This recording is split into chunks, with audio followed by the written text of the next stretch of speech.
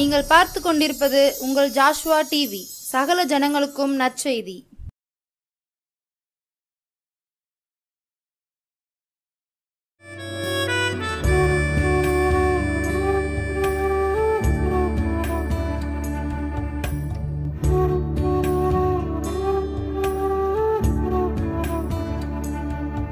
கிறிஸ்துவுக்குள் பிரியமானவர்களே, ஆண்டவராய் இயேசுவின் நாமத்தினாலே உங்களை நான் வாழ்த்துகிறேன். இந்த நாளிலும் ஷம்மா ஊழியத்தின் சார்பாக தியான நிகழ்ச்சிக்கு வந்திருக்கிற உங்கள் ஒவ்வொருவரையும் கர்த்தர் அபரிதமாக ஆசீர்வதிப்பாராக. வேதத்திலிருந்து ஒரு வசனத்தை வாசித்து தியானித்து செல்வதற்கு முன்பாக நாம் தலையை தாழ்த்தி ஜெபிப்போம். அன்புள்ள ஆண்டவரே, அருமையான அந்த வேலைக்காக நன்றி அப்பா. இப்பொழுதும் உடைய வார்த்தைகளை தியானிக்க வந்திருக்கேன். எங்கள் ஒவ்வொருவரையும் ஆசீர்வதியும். உடைய வார்த்தைகளை கேட்டு இதயத்திலே பதித்து அதன்படி நடக்க எங்களுக்கு கிருபை தாரும். இயேசுவின் நாமத்தில் ஜெபிக்கிறோம் நல்ல பிதாவே. மார்க் எழுதின சுவிசேஷம் 8ஆம் அதிகாரம் 22ஆம் வசனம். பின்பு அவர் பெத்சாயிதா ஊருக்கு வந்தார். அப்பொழுது ஒரு குருடனை அவரிடத்தில் கொண்டு வந்து அவனை தொடும்படி அவரை வேண்டிக் கொண்டார்கள். இன்னைக்கு பெத்சாயிதா என்ற ஊருக்கு ஆண்டவர் வருகிறார். அங்கு ஒரு குருடனை சந்திக்கிறார். அவனுக்கு ஒரு பார்வை கிடைக்கிறது. இன்னைக்கு அதைத்தான் பார்க்க போகிறோம். ஆண்டவர் எத்தனையோ குருடர்களுக்கு தேவன் பார்வை கொடுத்திருக்கிறாராம். வேத பண்டிதர்கள் சொல்றாங்க 69 குருடர்களுக்கு அவர் பார்வை கொடுத்திருக்கிறார்கள். ஏன்னா யோவான் கடைசி வசனத்தில் இயேசு செய்த அற்புதங்கள் இன்னும் அநேகம் உண்டு, அவைகளெல்லாம் எழுதினால் உலகம் காணாது என்று அவர் அங்கு சொல்லப்பட்டிருக்கிறார். நிறைய அற்புதம் செஞ்சிருக்கிறாரா, அதெல்லாம் எழுதின புக்கு காணாது, எழுதிக்கிட்டே போகலாமா. ஆனால் இங்கு வேதத்தில் ஒரு 3-4 குருடர்கள் தான் சொல்லப்பட்டிருக்கிறது. பரிதிமேயு என்ற ஒரு குருடன் பார்வை அடைந்தது. அடுத்து ஒரு 2 குருடர்கள் பார்வை அடைந்தது. அடுத்து யோவான் 9ஆம் அதிகாரத்தில் ஒரு பிறவி குருடன் அங்கு பார்வை அடைந்தது. இங்கு ஒரு குருடன். ஆக இங்கு ஒரு குருடன் பார்வை அடைந்ததைத்தான் நம்ம இன்னைக்கு பார்க்க போகிறோம். இங்கு பார்க்கிறோம், பெத்சாயிதா என்ற ஊரில் ஒரு குருடனை ஜனங்கள் கொண்டு வராங்க. அவனா வரல. இன்னும் வேதத்துலலாம் பார்த்தீங்கன்னா சில பேரை ஆண்டவர் தேடி போய் சுகம் கொடுக்குறாரு. சில பேர் அவங்களா ஆண்டவர்கிட்ட சுகத்தை பெற்றுக்கொள்கிறாங்க. சில நேரம் பார்த்திங்கன்னா மற்றவங்க இவனை கொண்டு சுகத்தை பெற்றுக்கொள்பவர்களும் உண்டு. மார்க் 2ஆம் அதிகாரத்தில் திமிர்வாதக்காரனை பார்க்குறோம்ல, அந்த திமிர்வாதக்காரன் அவனா ஆண்டவர்கிட்ட வரல. இல்லை ஃப்ரெண்ட்ஸ்கிட்ட டே நாங்கள் தூக்கிட்டு போங்கடா, இயேசு வந்திருக்கிறார், நான் சுகமாகணும் அப்படின்னு அவன் சொல்லலை. 4 நண்பர்கள் அவனை தூக்கி கொண்டு இயேசுவிடம் அவனுக்கு சுகத்தை பெற்று கொடுக்கிறார்கள். அதுபோல தான் இங்கு ஜனங்கள் இந்த பெத்சாயிதா என்ற ஊருக்கு இயேசு வந்தவுடனே குருடனை அவனிடத்தில் கொண்டு வந்ததை நாம் இங்கு பார்க்கிறோம். எதுக்கு கொண்டு வராங்க? இயேசு தொட்டால் பார்வை கிடைக்கும். ஏன்னா அவங்களுக்கு ஏற்கனவே பரிதிமேயு குருடனுடைய கண்களை தொட்டு அவன் பார்வை அடைந்ததை ஏற்கனவே எல்லாரும் பார்த்துருக்காங்க. அதுபோல தான் இங்கொருத்தன் குருடன் இருக்கானே, இவனையும் இயேசுகிட்ட கொண்டு போனால் இயேசு தொட்டால் பார்வை கிடைக்கும் என்று நினைத்து அந்த குருடனை இயேசுவிடம் கொண்டு வருவதை பார்க்கிறோம். இயேசு தொட்டால் போதும் பார்வை கிடைக்கும் என்று நினைத்து கொண்டு வருவதை பார்க்கிறோம். மத்தேயு 20ஆம் அதிகாரம் 34ஆம் வசனத்தை பார்த்தீங்கன்னா அங்கேயும் குருடனை 2 குருடர்கள் வராங்க. நான் என்ன செய்ய வேண்டும்? நாங்கள் பார்வையடைய வேண்டும். உடனே அந்த 2 பேருடைய கண்களையும் அப்படியே ஆண்டவர் தொடுறாரு. 2 பேருக்கும் பார்வை கிடைக்கிறது. அதை எல்லா ஜனங்களும் பார்க்க தான் செய்கிறாங்க. யோவான் 9:7 பார்க்குறோம், அங்கே ஒரு குருடன் பார்வை அடைந்ததை பார்க்குறோம். இதெல்லாம் பார்த்த உடனே தான் இந்த ஜனங்கள் இவனும் குருடாரனாக இருக்கிறான், இவனை இயேசுகிட்ட கொண்டு போகும், இவனுக்கு பார்வை கிடைக்கும் என்று நினைத்து தான் இவனை இயேசுவிடம் கொண்டு வருகிறார்கள். இயேசுகிட்ட கொண்டு வந்தோடனே இயேசு என்ன செய்கிறார்? இங்கே அதை பருவத்தோடு இருந்து பார்த்து அவர் குருடனுடைய கையை பிடித்து அவனை கிராமத்துக்கு வெளியே அழைத்து கொண்டு போய் அவன் கண்களில் உமிழ்ந்து அவன் மேல் கைகளை வைத்து எதையாகிலும் காண்கிறாயா என்று கேட்டார். இங்கு முதல்ல இவன் பார்வை அடையணும்னா ஃபஸ்ட்டு இவர் செய்கிற காரியம் என்னென்னா அவனை கையை பிடிச்சி ஊருக்கு வெளியே கொண்டு வரார். ஏன் பெத்சாயிதா ஊரில் இருந்தே செய்யலாம்ல அற்புதம்? இங்கே நாம் பார்க்கிறோம் இந்த பெத்சாயிதாவை குறித்து இங்கே ஏற்கனவே ஆண்டவர் மத்தேயு எழுதின சுவிசேஷத்தில் மத்தேயு 11ஆம் அதிகாரம் 21ஆம் வசனத்தில் பெத்சாயிதா கோராசின் உனக்கு செய்யப்பட்ட அநேக பலத்த செய்கைகள் தீரு சீதோனுக்கு செய்திருந்தால் அவங்க அன்னைக்கே ரெட்டுடுத்தி மனம் திரும்பி இருப்பாங்க. உங்களுக்கு நான் எவ்வளோ நன்மைகள் செய்தும் நீங்கள் மனம் திரும்பாமல் போய்விட்டீர்களே என்று அங்கே கடிந்து கொள்வதை பார்க்கலாம். அப்போ இந்த பெத்சாயிதா பட்டணத்துக்கு அநேக அற்புதம் செஞ்சாச்சு, ஆனால் யாரும் மனம் திரும்பலை. அதனால தான் சரி இன்னும் இவங்களுக்கு சுகத்தை கொடுத்து இவங்கெல்லாம் மனம் திரும்ப மாட்டாங்கன்னு அந்த பட்டணத்தை விட்டு அப்படியே வெளியே கொண்டு வர்றார். நீங்கள் எவ்வளவு நாள் ஜெபம் பண்ணியும் எத்தனை தடவை ஜெபம் பண்ணியும் உங்களுக்கு சுகம் ஆகலையா? ஒரு காரியத்தை உங்களுக்கு நான் சொல்கிறேன்.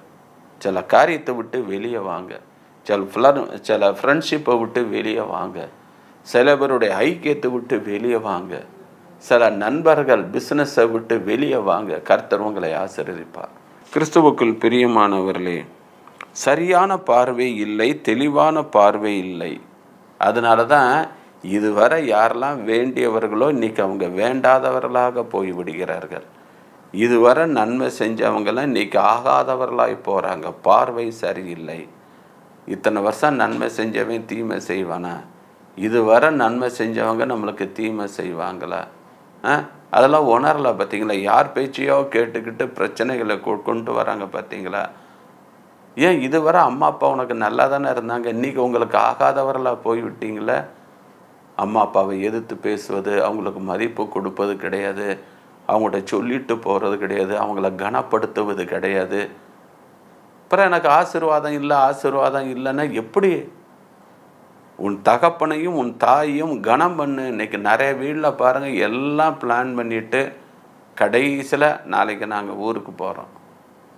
எந்த ஊருக்கு போகிறீங்க? எதுக்கு போகிறீங்க?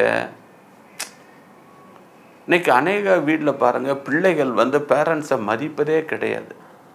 அதனால தான் அவங்க பரிபூர்ண ஆசீர்வாதத்தை இன்னும் பெற்றுக்கொள்ளாமல் இருக்கிறார்கள். நிறைய வீட்டில் இந்த பிரச்சனை இருக்குதுங்க. அவங்களுக்கு என்ன, ஏன் சொல்லிட்டு போகணுமா? அப்படி தான் அவங்க கணக்கு.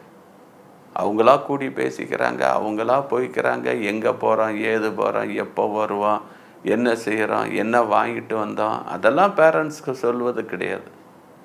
பேரண்ட்ஸை மதிப்பது கிடையாது, பேரண்ட்ஸுக்கு முக்கியத்துவம் கொடுப்பது கிடையாது, பேரண்ட்ஸை கனப்படுத்துவது கிடையாது. அதனால தான் அவங்க பரிபூர்ண ஆசீர்வாதத்தை இன்னும் பெற்றுக்கொள்ளாமல் இருக்கிறார்கள். நீங்கள் பரிபூர்ண ஆசீர்வாதம் பெறணுன்னா, நீங்கள் செய்வதெல்லாம் வாய்க்கணுன்னா தாய் தகப்பனை கனம் பண்ணுங்க. இதுவரை அம்மா சமையல் நல்லா இருக்குது, இன்றைக்கி உனக்கு சமையல் நல்லா இல்லை. இதுவரை அம்மா அப்பா உன்னை கண்டித்து உணர்த்தி வந்தாங்க, இன்றைக்கி அவங்க கண்டிக்கிறது உனக்கு பிடிக்கலை. பார்வை சரியில்லை. கிறிஸ்துவுக்குள் பிரியமானவர்களே, அதற்கு பின்பு என்ன நடக்கிறது? மனுஷங்களை எல்லாம் மரங்களை போல, இதை யாரெல்லாம் உயிரோடு கூட இருக்கிற மனுஷன்லாம் உயிர் இல்லாதவனை போல அவனுக்கு தெரிகிறது. கிறிஸ்துவுக்குள் பிரியமானவர்களே, ஒரு காரியத்தை நாம் தெளிவாக அறிந்து கொள்ள வேண்டும். இங்கே 22ஆம் வசனத்தில் என்ன வாசிக்கிறோம்? பின்பு அவர் மறுபடியும் கைகளை வைத்து அவனை ஏறிட்டு பார்க்கும்படி செய்தார். அப்பொழுது அவன் சொஸ்தமடைந்து யாவரையும் தெளிவாய் கண்டான். மறுபடியும் தொடர்றார். இன்றைக்கி நிறைய பேரை ஆண்டவர் மறுபடியும் தொட வேண்டியிருக்கு. தெளிவான பார்வை இல்லாதவர்களாக, பார்வையில் குறைபாடு உள்ளவர்களாக இன்றைக்கி நிறைய பேர் இருக்கிறாங்க. அவங்களெல்லாம் கர்த்தர் மறுபடியும் தொட்டு அவங்கள் தெளிவான பார்வை அடைய கர்த்தர் அனுக்கிரகம் செய்ய நான் இந்த நாளில் உங்களுக்காக நான் பிரார்த்தனை செய்ய போகிறேன். இதில் ஒரு காரியம், அந்த 26ஆம் வசனத்தில், பின்பு அவர் அவனை நோக்கி, நீ கிராமத்தில் பிரவேசியாமலும் கிராமத்தில் இதை ஒருவனுக்கும் சொல்லாமலும் இரு என்று சொல்லி அவனை வீட்டிற்கு அனுப்பிவிட்டார். மறுபடியும் கிராமத்துக்கு போகாத, உனக்கு சுகம் கொடுத்துட்டேன், இப்போ நீ தெளிவான பார்வை அடைகிற, மறுபடியும் அந்த கப்பர்நகூமுக்கு போகாத. இன்றைக்கி ஆண்டவர் உங்களுக்கு நிறைய பேருக்கு அற்புதம் செஞ்சுருக்கிறார்ல, சுகம் கொடுத்துருக்கிறார்ல, விடுதலை கொடுத்துருக்காருல்ல. மறுபடியும் அந்த விட்டு வந்த பாவங்களை செய்யாதீங்க. மறுபடியும் அந்த அடிமைத்தனத்துக்கு போகாதீங்க. மறுபடியும் அந்த சிறை இருப்புலுக்க போகாதீங்க. கிறிஸ்துவுக்குள் பிரியமானவர்களே, ஆண்டவர் எச்சரிக்கை தான் செய்கிறாரு. ரொம்ப கவனமாக இருங்க. அந்த பாவியான ஸ்திரியை ஆண்டவர்கிட்ட கொண்டு வராங்க. இவ பாவம் செஞ்சிருக்கா, கையும் களவுமா பிடிச்சிருக்கான், கல்லறிஞ்சு கொல்லணும்னு. ஆண்டவர் சொன்னார், உங்களில் பாவம் இல்லாதவன் முதலாவதாக கல்லெறிங்க. எல்லாம் கல்லை போட்டுட்டு போயிட்டாங்க. இப்போ இயேசு தான் இருக்கிறாரு முன்னாடி இந்த பாவியான ஸ்திரீ. இப்போ ஆண்டவர் நினைச்சா இவர் தான் பாவம் இல்லாதவர், இவர் கல்லெறிஞ்சு அவளை கொல்லலாம். ஆனாலும் இல்லை, நானும் உன்னை ஆக்கினைக்குள்ளாக தீர்ப்பதில்லை, நீ போ. அவள் கிளம்பி போகும்போது தான் சொல்கிறாரு, இனி பாவம் செய்யாதே. அதன் பின்பு அவள் பாவம் செஞ்சிருப்பாளா? யோசித்து பாருங்க. நிச்சயம் அவள் செஞ்சிருக்க மாட்டாள். போதும், எல்லாரும் என்னை கல்லறிஞ்சு கொல்ல போனாங்க, ஆனால் இயேசு எனக்கு மறுவாழ்வு கொடுத்ததுனால நான் மறுபடியும் பாவம் செய்ய மாட்டேன், பாவம் செய்யலை. அது மாதிரி தான் உங்களுக்கும் ஒரு தருணம். உனக்கு சுகம் கொடுத்தேன், பார்வை கொடுத்தேன், பலன் கொடுத்தேன், கடன் பிரச்சனையை மாற்றினேன், குடும்பத்தில் உள்ள ப்ராப்ளம் நீக்கினேன், ஒரு நல்ல வேலை கொடுத்தேன், ப்ரொமோஷன் கொடுத்தேன், ஒரு திருமண வாழ்க்கையை கொடுத்தேன், நீ கேட்டதெல்லாம் செஞ்சேன். ஆனால் நீ பாவம் செய்யாதே. மறுபடியும் விட்டு வந்த அந்த ஐக்கியம் உனக்கு வேண்டாம், அந்த ஃப்ரெண்ட்ஷிப் வேண்டாம், அந்த சவாசம் உனக்கு வேண்டாம். அதை விட்டு வெளியே வந்துட்ட. இனிமேல் மறுபடியும் அதில் போய் சிக்கிக்கொள்ளாதே. 38 வருஷமாக அந்த வியாதிஸ்தரை ஒருத்தன் பெறுவேன் பெதஸ்தா குளத்தில் இருந்தான். போனவுடனே உன் படுக்கை எடுத்துக்கொண்டு நடன்னார். அவன் நடந்து போயிட்டான் வீட்டுக்கு. மறுவாரம் அவனை தேவாலயத்தில் பார்த்து, தம்பி இங்கே வா, அதிக கேடு வராதபடி இனி பாவம் செய்யாது. நீ 38 வருஷமாக படுத்து கிடந்தியே, நீ செஞ்ச கேடு அதிக கேடு, அதனால தான் நீ 38 வருஷமாக இருந்த. இனி நீ பாவம் செய்யாது. அவன் செஞ்சிருப்பான்னு நினைக்கிறீங்களா? இல்லைங்க, அது போல தான். பெத்சாயிதா பட்டணத்தை விட்டு வெளியே கொண்டு வந்து அவனுக்கு சுகத்தை கொடுத்து மறுபடியும் அந்த பட்டணத்துக்குள்ளே போகாத அப்படின்னு தான் ஆண்டவர் சொல்லுனான். அவன் செஞ்சான். அது போல தான் உங்களுக்கும். ஆண்டவரை நோக்கி கூப்பிட்டீங்க, ஆண்டவரே நான் இது செய்ய மாட்டேன், அது செய்ய மாட்டேன், அது செய்ய மாட்டேன்னு எவ்வளோ பொருத்தனை பண்ணுறேன். இந்த தபசு காலம் ஆரம்பித்த உடனே நிறைய தீர்மானம் எடுக்கிறோம் அல்லவா? பீடி குடிக்க மாட்டேன், சிகரெட் குடிக்க மாட்டேன், குடி, சாராயம், போதை வஸ்துகள் பண்ண மாட்டேன், அவ்வளோ நேரம் ஜெபிப்பேன், இவ்வளோ நேரம் ஜெபிப்பேன், உபவாசம் இருப்பேன், சர்ச்சுக்கு போவேன், அதிகாலையில் 5 மணி ஆராதனைக்கு 40 நாளும் போவேன். எல்லா தீர்மானம் எடுக்கிறோம், நல்ல தீர்மானம் தான். ஆனால் இன்றைக்கி நிறைய பேர் அந்த தீர்மானத்தில் நிலைத்தின்னு இருக்கிறோமா? ஈஸ்டருக்கு பிறகு எல்லாம் இந்த விட்டு வந்த காரியங்களெல்லாம் மறுபடியும் செய்கிறோமே அல்லவா? அது தவறு இல்லையா? நாய் தன் கக்கினதை திரும்பவும் தின்னுமாம் போல அந்த விட்டு வந்த பாவங்களை எல்லாம் மறுபடியும் செய்கிறீங்களே. ஆண்டவர் சொல்றாரு, விட்டு வந்ததை மறுபடியும் செய்யாத. அந்த பெத்சாயிதா குருடனை பாருங்க, வெளியே கொண்டு வந்துட்டு மறுபடியும் இந்த கிராமத்துக்கு போகாத, யார்கிட்டையும் சொல்லாத. ஆண்டவர் உங்களுக்கு கொடுத்த ஆசீர்வாதங்களை யார்கிட்டையும் தம்மட்டம் அடிக்காதீங்க, பறை சாட்டாதீங்க. அது இவ்வளோ பெரிய ஆபத்தில் கொண்டு முடியும்னு உங்களுக்கு தெரியாது. கர்த்தர் உங்களுக்கு கொடுத்த ஆசீர்வாதங்களுக்கு ஆண்டவருக்கு நன்றி மட்டும் சொல்லுங்க. கிறிஸ்துவுக்குள் பிரியமானவர்களே, இந்த அற்புதம் இன்னைக்கு நிறைய காரியங்களை நம்மளுக்கு கற்றுக் கொடுத்திருக்கிறது அல்லவா? நாமும் இந்த குருடனை போல பார்வை, தெளிவான பார்வை அடையணும். இன்னைக்கு அரகுர பார்வையில் தான் இன்னைக்கு நிறைய பேர் இருக்கோம். இந்த பார்வையெல்லாம் வேண்டாம், தெளிவான பார்வையை கேட்டு பெற்றுக்கொள்வோமா? தலையை தாழ்த்தி ஜெபிப்போம். அன்புள்ள ஆண்டவரே, இந்த செய்தியை கேட்டுக்கொண்டிருக்கிற ஒவ்வொருத்தருடைய கண்களையும் தொட்டு தெளிவான பார்வை அடையட்டும் ஆண்டவரே. அரகுர பார்வை வேண்டாம், குறைபாடு உள்ள பார்வை வேண்டாம். ஒவ்வொருத்தருடைய கண்களையும் தொட்டு, அப்பா இந்த மாம்ச கண்கள்லாம் ஆண்டவரே தொடுங்க ஆண்டவரே. ஆவிக்குரிய கண்கள் திறக்கப்படட்டும் ஆண்டவரே. பரலோக காட்சிகளெல்லாம் காணட்டும் ஆண்டவரே. ஆவிக்குரிய கண்கள் திறக்கப்படட்டும் இயேசுவின் நாமத்தினாலே. அந்த தரிசனங்கள், பரலோக தரிசனங்கள்லாம் ஒவ்வொருத்தருடைய கண்களும் காணட்டும் ஆண்டவரே. நீங்கள் அப்படி செய்யப்படுற கிருபைக்காக கோடான கோடி சோத்திரம் ஆண்டவரே. மறுபடியும் விட்டு வந்த பாவங்களை செய்யாதபடி அந்த பாவத்திலிருந்து நிரந்தர விடுதலையை நீர் கட்டளையிட வேண்டுமாறு ஜெபிக்கிறோம்.